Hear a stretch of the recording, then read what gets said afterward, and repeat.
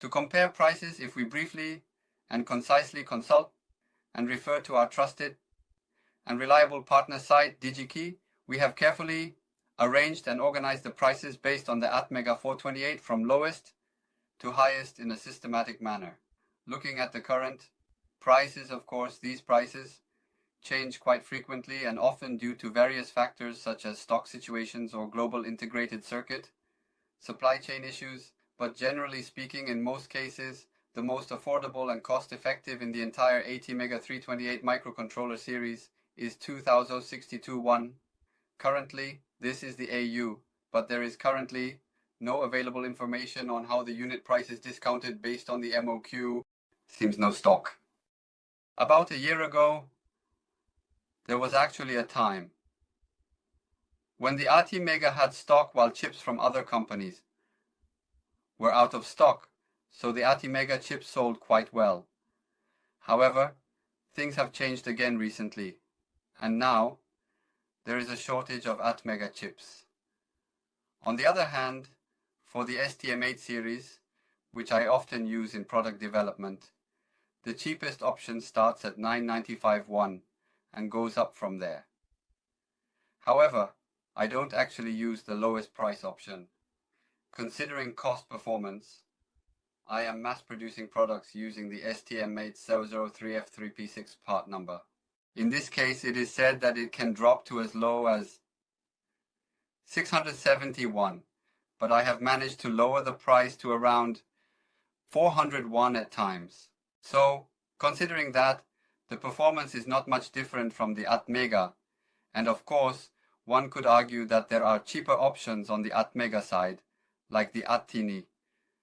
However, honestly speaking, when compared to something like the ATtini, the STM8 performs better and offers more features. Therefore, when considering cost performance and price, the STM8 003F3P6 is superior. In my case, I am still continuously making products with it, and I create various types of projects. You can create various simple 8-bit devices. With this, whether they are lighting fixtures, buttons, or advertising devices. So, I will explain how you can program this, but to develop with the STM8, you will need a programmer. If you go to the DeviceMart link, you'll see that this is not a programmer. My sincere apologies for any inconvenience. However, if you go to this link, you will find the ST-Link V2, so please make a purchase of this. With this, you can download the programmer to the MCO. This is absolutely essential.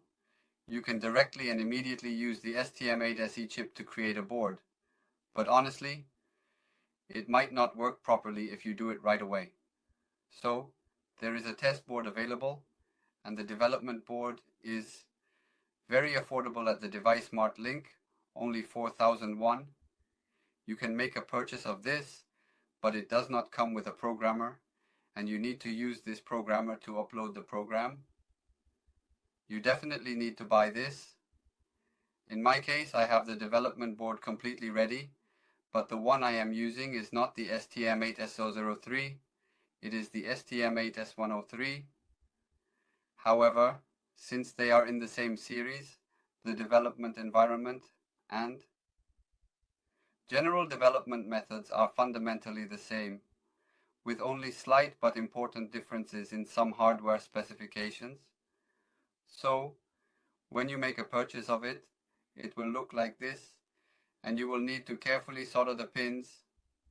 In my case, I have carefully and precisely soldered the pins like this, so that it can fit into a breadboard, and I have prepared the connection part for the programmer with the ST-Link. This is how it connects. The upper part of the pin header is designed to protrude so that the ST-Link can be plugged in, and I have prepared it by soldering the pin headers on both sides. You need to prepare this. Next, I will explain how to set up the development environment. I have uploaded basic template to GitHub so that you can download it. But since I'm using a Mac, which is a popular choice among developers, due to its robust Unix-based operating system, I'll explain based on that, in this Mac environment, which offers a seamless integration with various development tools, I need to configure the setup to compile the project and then push it back to the programmer. I'll explain this step by step to ensure clarity and understanding. First, we need a compiler, which is an essential tool in the development process. Just like we use GCC for compiling C programs, which is a standard compiler in many development environments, we need the SDCC compiler to compile the SD project I'm working on. As I mentioned in a previous lecture about package managers, which are tools that automate the process of installing, upgrading, configuring, and removing software, you can install this compiler using Homebrew, a popular package manager for macOS. By running brew install SDCC, you will have SDCC installed, which simplifies the process significantly. Next, there is a CLI command called STM8 flash, which is a tool that downloads the hex file we created to the MCU, a crucial step in ensuring the program runs on the hardware. This is provided by the programmer, and to install it on your side, you need to download the source code, build it, and move it. So, how do you do that? You can copy the URL here, and then use git clone to download it, which is a command that allows you to retrieve the entire repository from a remote source. After that, you'll have the folder, and you can run make to build it, which compiles the source code into an executable program. Once the build is complete, run make install to move it to the local binary folder, making it accessible from the command line. Now, STM8 flash is successfully installed. You can safely remove this folder from your system since it is no longer needed. It has been installed like this. If you refer to this now, you will see that when it supports L, the partner mode appears. You can see it here as well, and then if you look at the data page, there is a supplement table. For the STM8 side, it shows a list, and the items marked with a question mark indicate that they have not been tested. This does not mean they don't work, but rather that they haven't been tested. The items marked as OK have been confirmed to work properly, while those marked as no do not work. Generally, almost everything works. Now, since we have prepared both SDCC and STM8 flash, I will download the STM8 SDCC template I prepared for you, build it, and show you how it operates.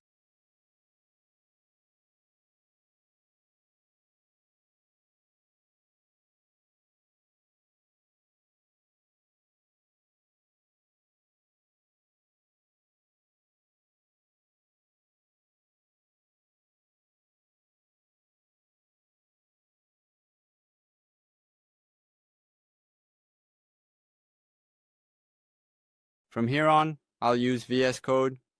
As you can see here, if you look at the make file, you can configure the processor. When working with this processor, you just need to enter the name of the processor you are using. Originally, I would input SM8S003F3, but since this development board is 103F3, for the lecture, I have arbitrarily set the default to 104F3. Next, if you look here, there are various libraries related to the STA files. You can use these. So, here, I currently have this code in the main section. I will build it and try downloading it.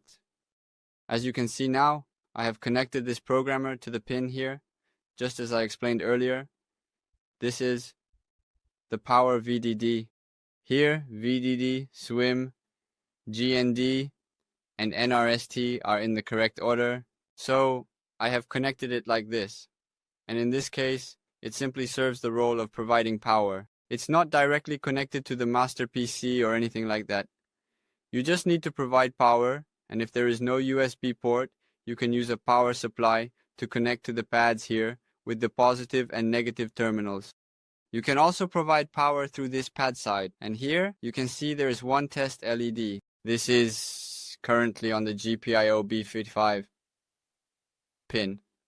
So if I put in the test code now, it will blink, blink, blink. Now, if you take a closer look at the code, you can run make clean.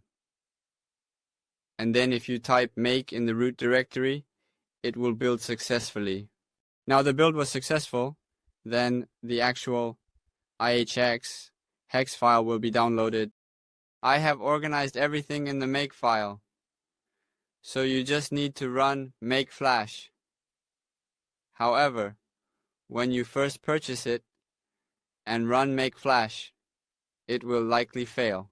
This is because it is locked. For writing initially, so when you start, you need to use make flash unlock to unlock it and enable writing.